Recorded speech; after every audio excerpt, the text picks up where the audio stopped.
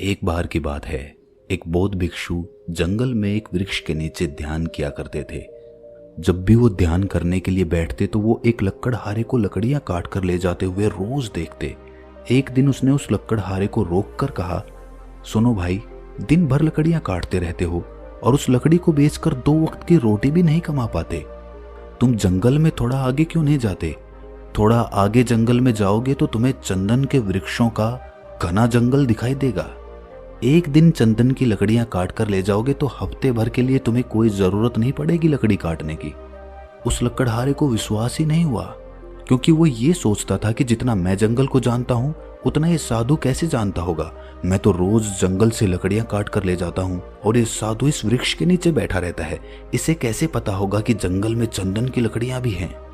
उसका मन तो उस बौद्ध भिक्षु की बात पर विश्वास नहीं कर रहा था, लेकिन फिर उसने सोचा कि नुकसान ही क्या है, रोज जंगल में आता हूँ, आज थोड़ा आगे चला जाता हूँ। क्या पता ये सन्यासी सच बोल रहा हो और झूठ बोलकर इसे मिलेगा भी क्या।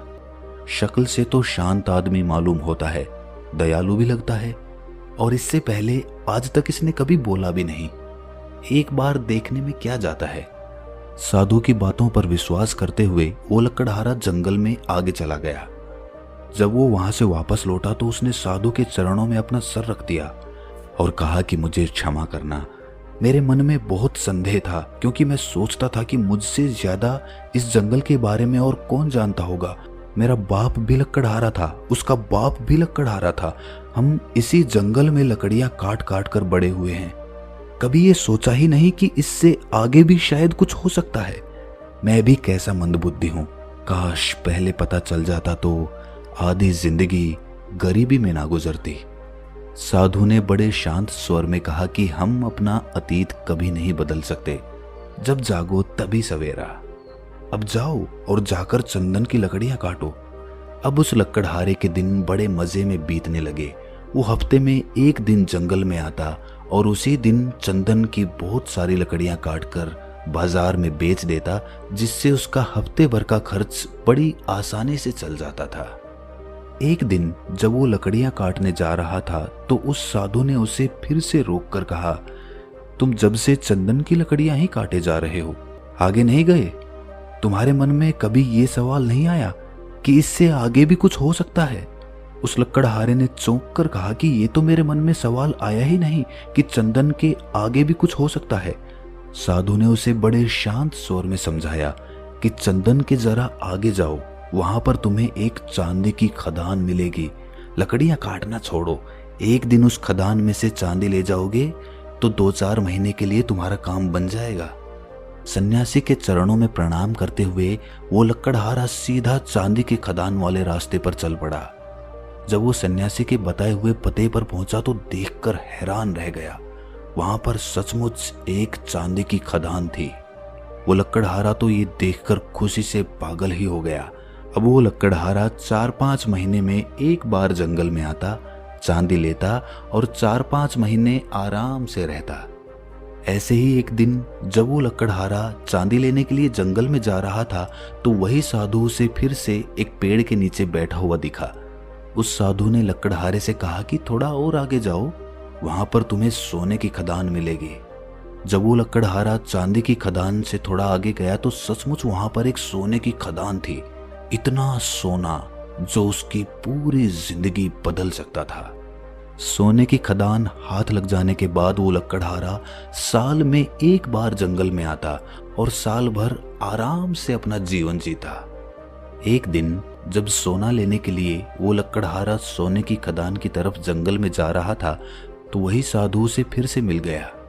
साधु ने लकड़हारे की तरफ देखकर कहा कि तुम कभी जागोगे कि नहीं, या हर बार मुझे ही तुम्हें जगाना पड़ेगा? तुम्हारे मन में जिज्ञासा नहीं उठती कि आगे चलकर देखूं कि जंगल में और क्या है?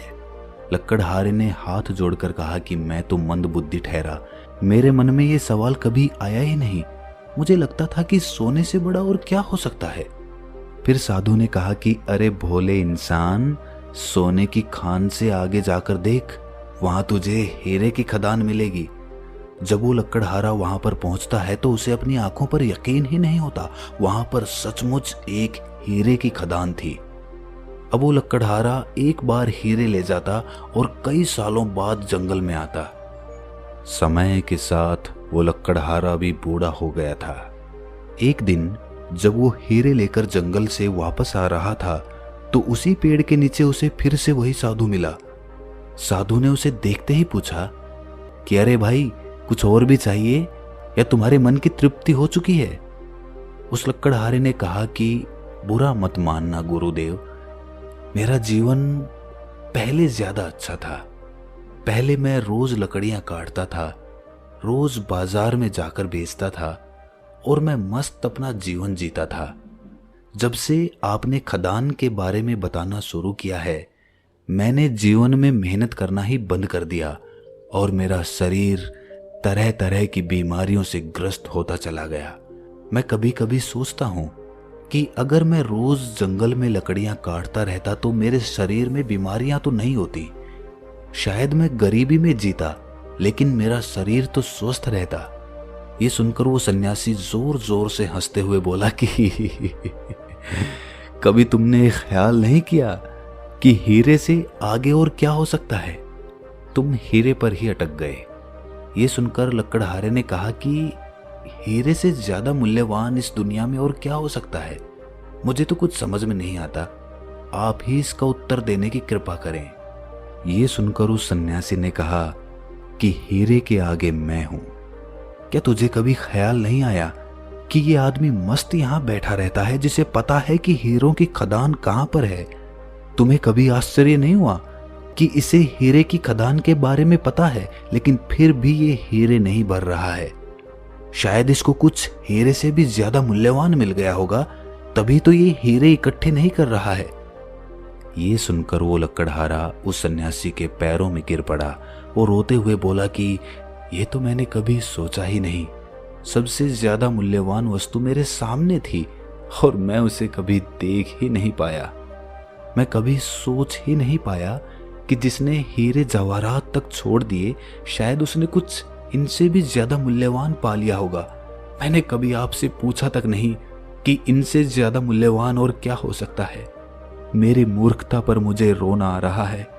कृपया करके अब मुझे बताने की कृपा करें कि सबसे ज्यादा मूल्यवान क्या है और ऐसा आपको क्या मिल गया जिसके बाद आपकी धन दौलत में भी कोई रुचि नहीं रही? ऐसा क्या है? ऐसा क्या हो सकता है? ये सुनकर सन्यासी ने शांत भाव से मुस्कुराते हुए उत्तर दिया कि सबसे ज्यादा मूल्यवान ध्यान होता है। ध्यान करते करते जब तुम समाधि की अवस्था में पहुंचते हो तो तुम्हें अपने अंदर के खजाने के बारे में पता चलता है। वो खजाना पता चल जाने के बाद आपकी बाहरी खजाने में कोई रुचि नहीं रह जाती। वो खजाना परमानंद का होता है।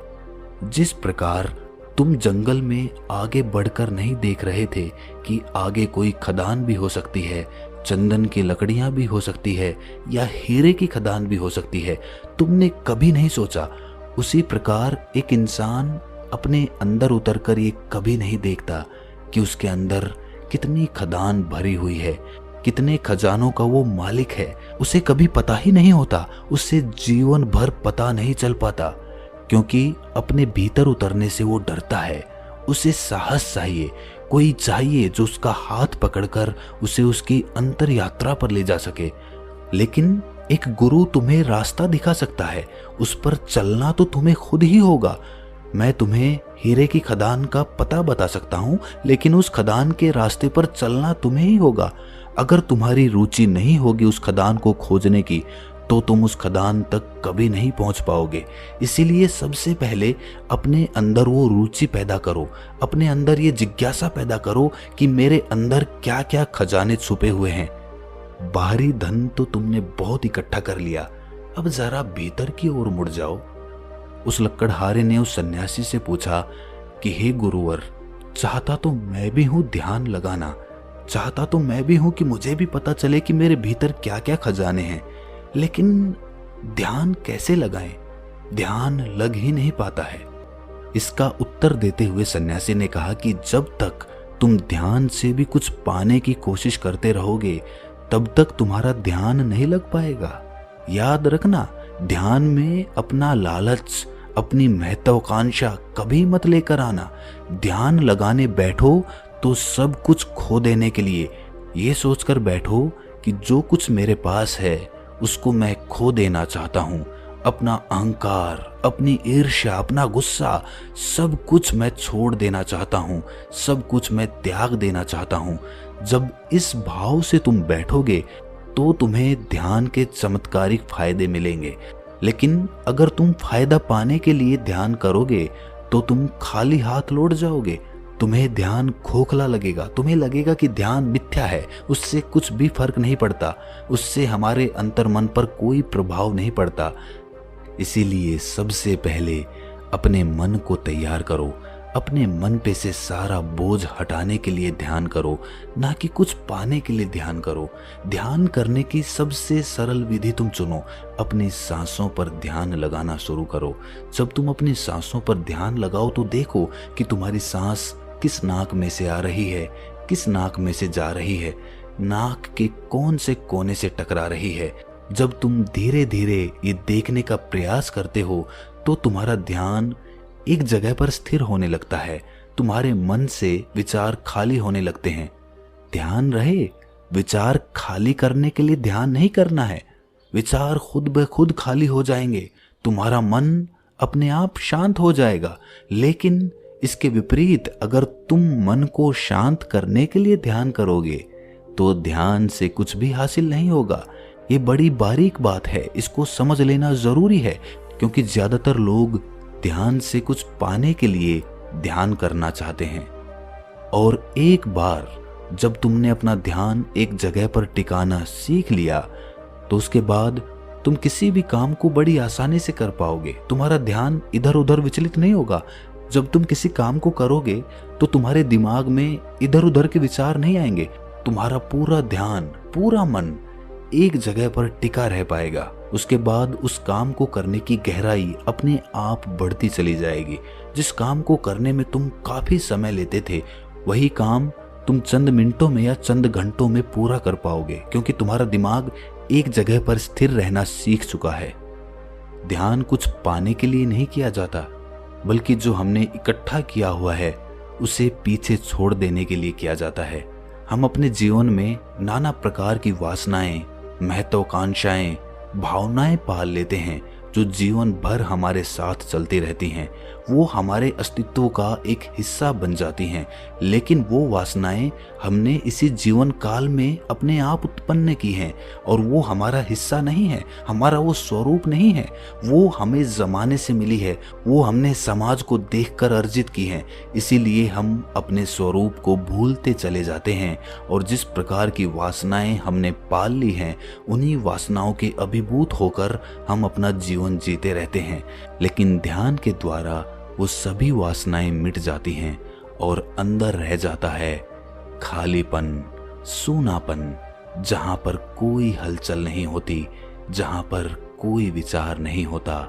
एक ठहरा हुआ समंदर और उस समंदर पर चलती हुई ठंडी ठंडी हवाएं, ये सब कुछ हम महसूस कर पाते हैं जब हम ध्यान लगाना सीख जाते हैं।